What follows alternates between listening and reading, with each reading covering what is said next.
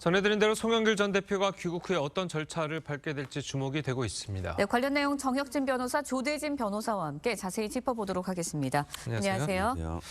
자, 송영길 전 대표는 이제 검찰에 본인을 바로 소환해달라 이렇게 요청을 했는데 검찰은 뭐 그런 계획은 아닌 것 같아요. 일단 수사는요, 예. 검사의 재량입니다. 그다음 만약에 송영길 대표가 이제 귀국해가지고 다 분다면 모르겠는데 다 불지도 않을 거면서 먼저 자기부터 소환해 달라, 다른 사람은 내버려 둬라 이렇게 이야기하는 것은 예. 마치 환자가 뭐 자기가 잘 알지도 못하면서 당장 수술해달라고 의사한테 강요한 것과 똑같은 거거든요. 의사 입장에서는 뭐 CT나 MRI 다 찍어보고 수술을 하는 게 맞느냐, 한다라고 하면 언제 하는 게 맞느냐, 그걸 결정하는 게 이제 의사 아니겠습니까? 그런 것과 비슷한 것 같고요. 제가 봤을 때 이제 강내구 감사부터 시작해가지고 이성만 의원, 그다음에 윤관석 의원, 그다음에 이제 그 박 보좌관 있지 않습니까? 예. 이런 사람들에 대한 조사가 다 끝난 다음에 어느 정도 윤곽이 확실하게 밝혀진 다음에 송영길 대표를 불러서 그 말이 맞는지 틀리는지 확인하는 순서대로 수사가 진행될 것으로 그렇게 판단이 됩니다. 네, 송영길 전 대표는 돈봉투 살포 의혹에 대해서는 모르는 일이다라고 선을 긋고 있긴 합니다. 일단은 뭐 송 전 대표가 검찰에 소환이 되게 된다면 검찰이 어떤 부분을 좀 중점적으로 조사를 하게 되는 건가요? 일단 제일 중요한 점은 송영길 전 대표가 알고 있었느냐에 관련된 부분이 제일 중요하게 조사가 될 것으로 보이는데요.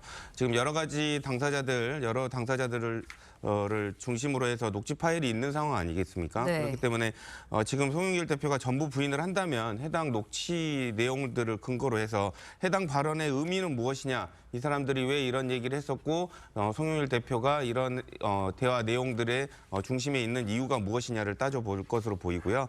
또 그 밖에 다른 사람들을 토대로 해서 조사를 했던 내용들을 가지고 송영길 전 대표의 관여 예. 그리고 지시 관련된 가능성에 대해서 따져 물을 것으로 보입니다. 예, 그럼 뭐 지금까지 언론에 드러난 것만 보면 일단 송 전 대표가 직접적인 관여가 있다고 보기엔 좀 어렵지 않냐 이런 시각들이 있는데 어떻습니까, 변호사님 보시기에는? 글쎄요, 이제 송 대표가 캠프 일을 일일이 챙기기 어려웠다라고 이야기를 했잖아요. 예. 그런데 저는 그게 납득이 안 되는 게 다른 일들은 다 안 챙겼어도 이것만은 꼭 챙겼어야 될 일이 아니었는가. 왜냐하면 부정선거로 여당 대표가 되느니 차라리 대표가 안 되는 게 낫지 않겠습니까? 정당한 그 순서, 그 선거를 해가지고. 그렇죠.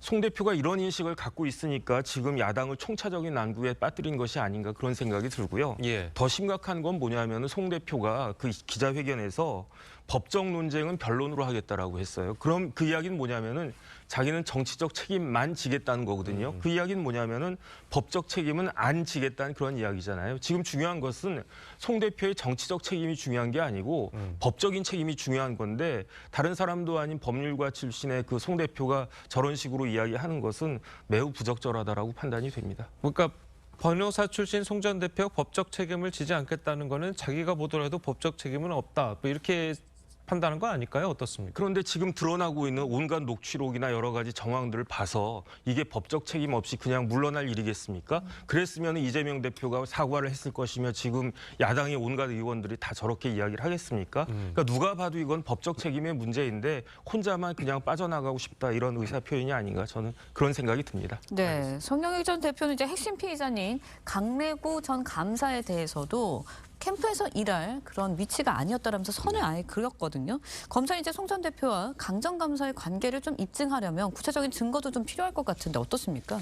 네, 그렇습니다. 지금 핵심 피의자인 강내구 감사와의 관계를 지금 선을 그을 수밖에 없는 상황인데요. 뭐 밀접한 관련이 있었던 것처럼 이렇게 진술이 된다면 당연히 의혹을 받을 수밖에 없는 상황이기 때문에 선을 그을 수밖에 없는 상황이고요. 이제 다만 이제 강내구 감사가 무슨 송영길 전 대표가 어떤 발언을 했다라는 취지로 얘기를 하고 있기 때문에 그런 발언들의 의미를 이제 캐 물을 것으로 보이고 이런 부분들을 토대로 해서 이제 송영길 전 대표의 그 진술이라든지 이런 부분들을 좀 끌어낼 것으로 보입니다. 그리고 이제 추가적으로 필요한 부분들은 강내구 전 감사가 송영길 전 대표와 평소에 어떤 관계에 있었는지 그리고 평소에 어떤 역할을 했고 어떤 부분들을 중심으로 활동을 했는지에 관련된 부분들이 조사 대상으로 보입니다. 네.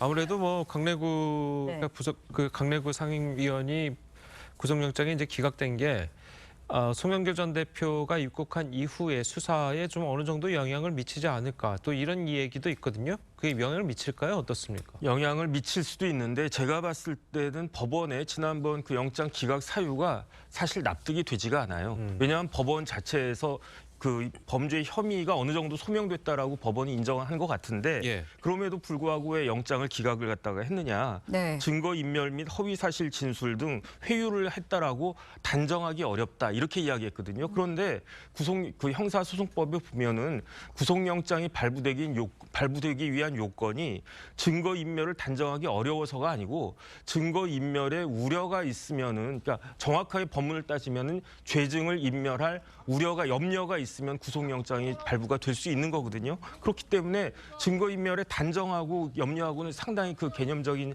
차이가 있는데 그럼에도 불구하고 영장을 기각했다. 저는 좀 납득이 되지가 않고 무엇보다도 녹취록 보면 강래구 씨가 뭐라고 이야기를 했냐면 송영길 대표가 내가 많이 처리했다. 그 돈을 어디서 구했는지 모르겠지만 내가 많이 처리했다라고 송영길 대표가 얘기하더라. 이런 이야기가 그 녹취록에 나온단 말이에요. 그러면은 지금 송영길 대표는 자기는 아무것도 모른다라고 지금 이야기를 하고 있는데 이러한 이야기에 대해서 강래구 씨가 내가 그렇게 이야기를 했다. 그런데 언제 어디서 그렇게 이야기를 했다라고 제대로 이야기를 하겠습니까? 제가 봤을 때는 송영길 대표 말에 비추어 가지고 내가 그런 말 한 적 없고 만약에 그런 말 했더라도 다른 이야기를 한 것처럼 그렇게 이야기를 할 텐데 이런 것들이 증거인멸에 그 우려가 있는 것이 아닌가 저는 그런 생각이 되기 때문에 네. 검찰에서 너무 쉽게 본 것 같고요. 구속영장을 재청구한다라고 하면 다른 재판부에 의해서 영장이 발부될 가능성도 상당히 있지 않을까 하는 생각이 듭니다. 그래도 이제 강래구 감사의 구속영장이 기각됐다고 한 것이 강래구 감사가 죄가 없다는 말은 아니지 않습니까? 그건 전혀 아니었습니다. 그래서 제가 봤더니 죄는 있는데 범죄에 대한 소명은 충분한데 그럼에도 불구하고 증거인멸을 그 사람이 할 것이다라고 단정하기 어렵다 이런 표현이 나왔더라고요. 그런데 예. 단정이 중요한 게 아니고 염려가 중요한 것인데 그 부분에 대해서는 법원의 그 판단이 조금 납득하기 어려운 점이 있다 이렇게 보여집니다. 알겠습니다. 네, 강래구 전 감사에 대한 구속영장 지난 21일에 기각이 됐거든요. 그렇다 보니까 검찰의 수사의 첫 단계부터 좀 스텝이 꼬이는 거 아니냐 이런 분석도 있었습니다. 어떤 영향을 줄 거라고 보시나요? 일단 검찰의 입장에서는 되게 그 예측하지 못한 부분이라고 생각할 수 있는데요. 뭐 당연히 구속영장이 발부될 것으로 생각을 했었는데 그렇지 못했기 때문에 검찰의 입장에서 볼 때는 수사를 위해서는 꼭 구속영장이 되었어야 되는데 그렇지 못했다라는 그런 생각을 가지고 있을 것으로 보입니다. 검찰로서는 이제 증거인멸의 시도를 이제 방지하기 위해서는 좀 더 빠른 속도로 수사를 할 것으로 보이고요. 예. 그리고 관련 당사자들의 진술들을 미리 좀 풍부하게 받아 놓음으로써 나중에 있어서 이제 이 부분들에 대해서 부인할 부분들에 대한 방어 준비를 미리 할 것으로 보입니다. 이런 것들이 좀 어렵다면 뭐 상황에 따라서는 구속영장을 재청구하는 방안도 또 고려될 수 있을 것으로 보입니다. 예. 자, 뭐 구속영장 예. 재청구 이야기가 나오고 검찰도 뭐 그렇게 한다고 하니까 좀 지켜보면 될 것 같고 네. 강래구 감사의 구속영장 기각 부분에 대해서 이것 때문에 이제 검찰이 다른 피의자들에 대한 구속영장을 청구하기가 조금 애매해진 것 아니냐 좀 이런 이야기도 있거든요. 그건 어떻습니까? 저는 그렇게 생각되지가 않고요. 제가 곰곰이 생각을 해봤어요. 왜 이럼에도 불구하고 강래구 씨에 대해서 구속영장이 청구가 기각이 됐는가? 제가 봤을 때는요. 정당법 위반죄의 처벌 수위가 약해요.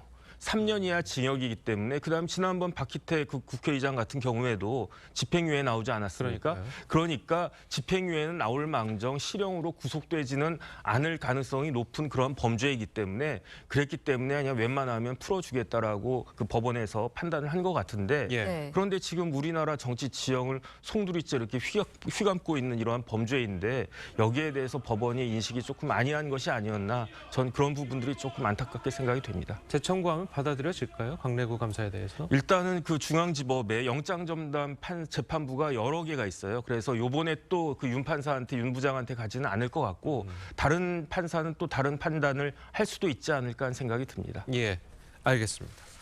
자, 오늘 두 분 변호사님 말씀은 여기까지 듣겠습니다. 잘 들었습니다. 고맙습니다.